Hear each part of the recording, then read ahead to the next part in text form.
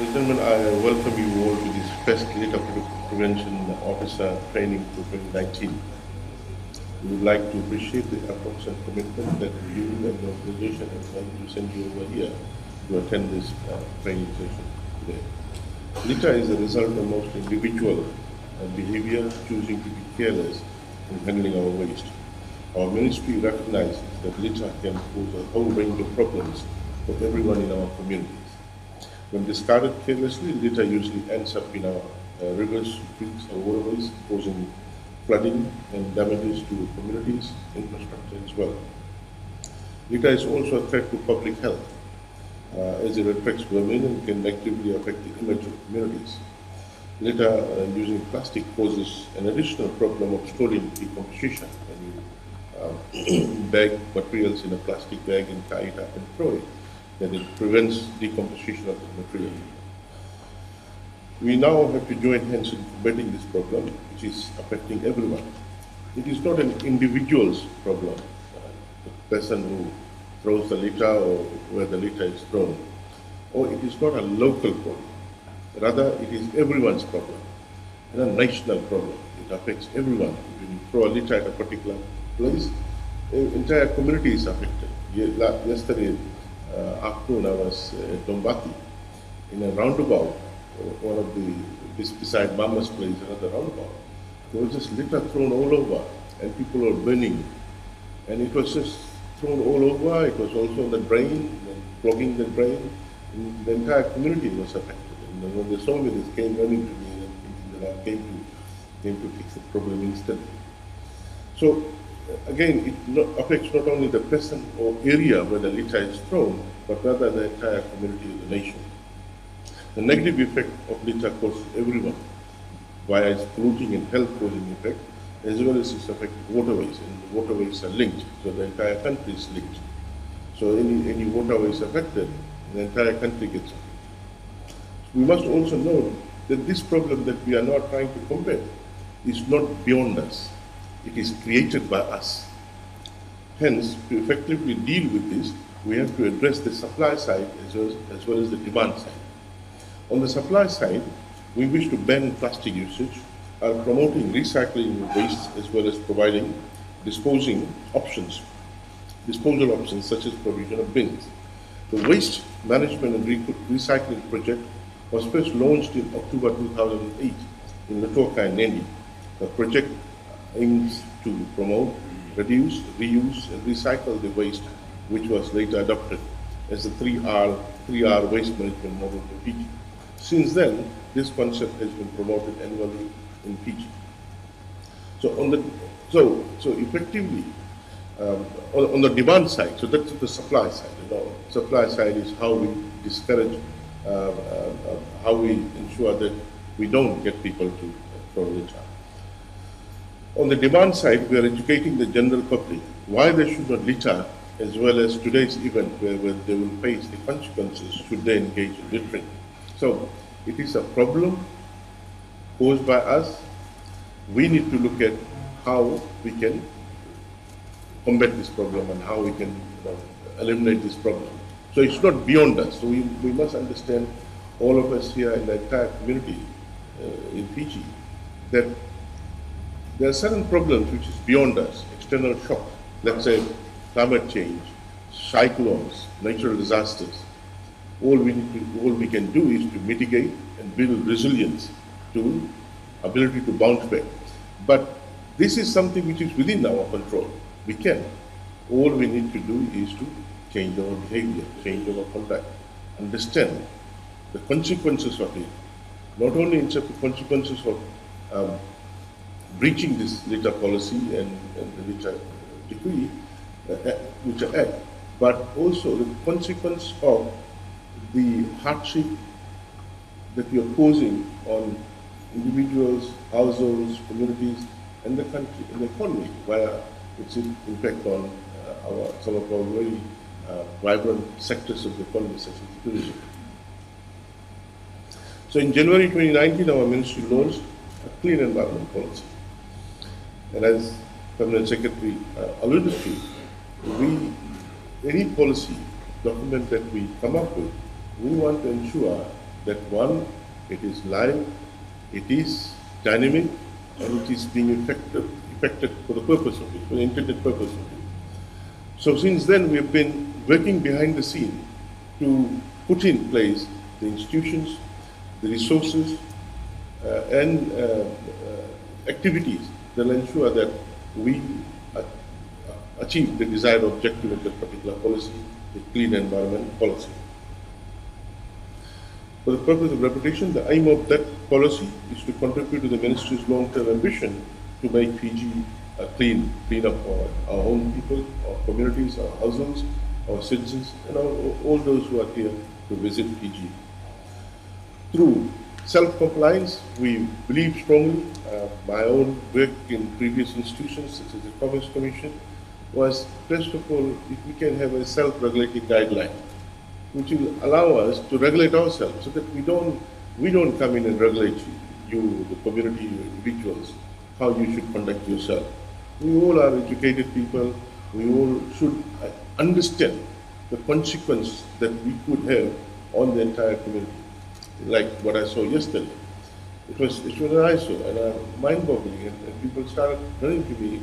They recognized me. They know this is the Minister of Environment here, and he's come to resolve this problem.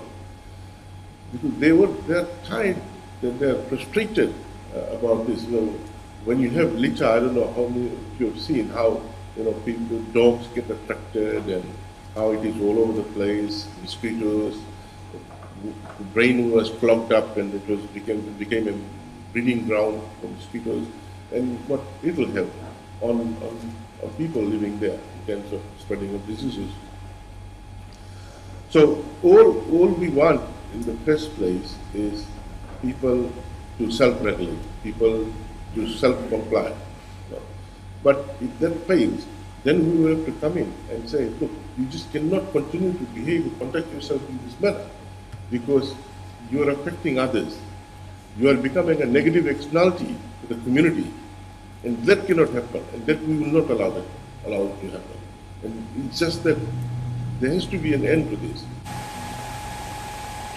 So the policy that we launched provides guidance for securing a cleaner Fiji for Fijians through a decentralized community-based awareness, readiness, and litter enforcement program. So we have come to recognize that the answer to the current littering problem requires a coordinated effort amongst all relevant stakeholders. And I thank you for accepting our invitation to be our partner in combating littering. This training is timely, as it has come at a time when waste issues have taken center stage. It is dominating discussions at all levels, in all sectors of government, including private sector. Last night I read an article in either one of these three, Al Jazeera or BBC or CNN, which is on my mobile app. One of those, that South Korea, this is an alarming problem in South Korea. So countries, developed countries, initially they bothered very little about environmental consequences of growth and development. They all thought that those who are aware of this environment literature on Kuznets scale, that let's grow now and later on we'll come back and use the returns and surplus created from the growth and development to correct the damages done to the environment. But you must understand that some of the damages done to the environment are irreversible in nature. So that is something that you should be mindful of. And I think developing countries can benefit from the lessons learned from the growth process of the developed countries, how they've damaged the environment and trying to rectify by doing all kinds of things. You go to Japan and see that they're trying to have open spaces in urban areas. But look, they've done the damage, and some of these are irreversible. For example, ozone layer depletion. The literature has proved, research has proved, that we really can't repair damages or holes done in the ozone layer. And all of you who are familiar with the literature on ozone layer depletion, of what consequences when you have holes or ozone layer is depleted, it will have on those places which falls directly beneath where the ozone layer is damaged. So, ladies and gentlemen, this training is timely. It's come at a time when waste issues have taken center stage. A similar training will also be conducted with the Western and Northern Division in order to build the capacity for public officers within the two divisions under this initiative. So we will take this while we will be training and getting and resourcing and providing the tools to our officers who will be on the ground.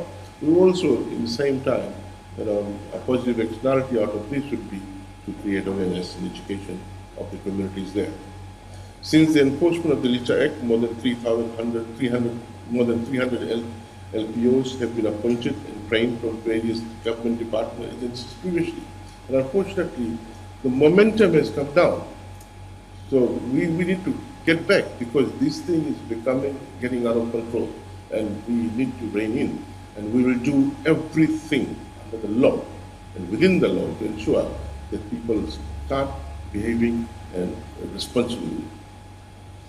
The Litter Act 2008 prescribes penalties for littering, various offences, and includes littering from a vehicle, failing to safeguard traffic and remove litter, and abandoning dangerous litter.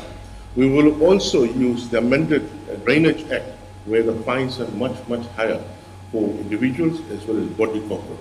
So all those who are littering in our waterways, we will use the amended Drainage Act to prosecute and go to court and argue that they've been fined based on the penalty stated in the amended Drainage Act, where individuals and body corporate fines are much higher than what is in the Litter Act. The Act is admitted by the Department of Environment.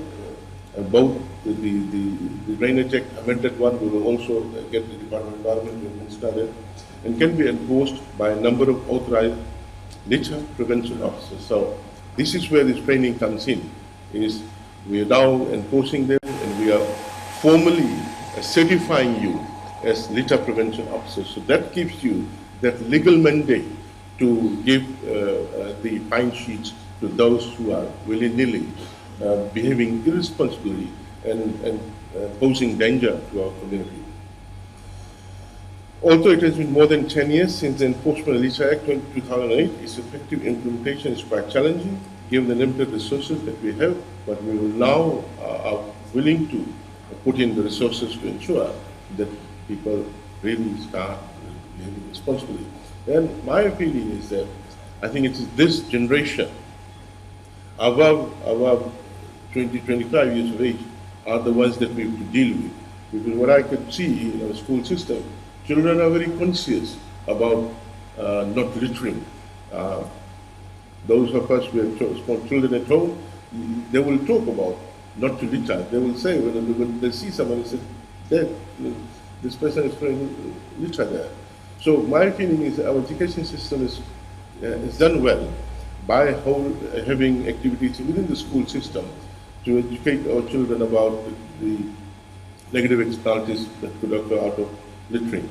So my feeling is that that generation, when they come and start contributing, they will be more responsible, and I think that particular point in time, we will not have this issue at this magnitude that we are having now. So we have to deal with this generation that we are now confronted with, who are in the market. We hope that this training will help all litter prevention officers fully appreciate and understand our role and be passionate about it. We want you to be passionate about it. We want you to understand that you are doing something good for the country, good for communities. I think that is something you must have it within you, that this is something that, you are securing a cleaner future Fiji. You must have that mindset, and then you'll feel proud that you got this additional responsibility vis-a-vis what you have in your former job.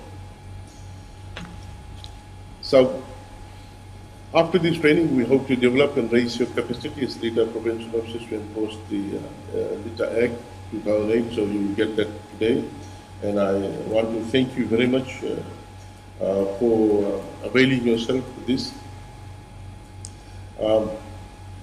We all have to take a collective action In this endeavor, we see you, members of our community, students who are not here today, youths, and members of the private sector as our ambassadors. Jointly, we will march forward and ensure that Fiji is clean of litter. At the end of this year, we wish to recognize some of you, our anti-litter ambassadors, as our anti-litter ambassadors, amongst this room and the other places where we will give them the certification. And we will provide you with awards, different categories. Based on the performance in this work, and I look forward to meeting you then to give out awards to those prolific ones here, as well as we will develop the youth category, the primary school student category, high school student category, and the youth category, the volunteer category in the community, as well as the business sector as well. So you will be part of a bigger community who we will be mobilizing. We're now registering all the volunteers, the private sector groups who will come with us.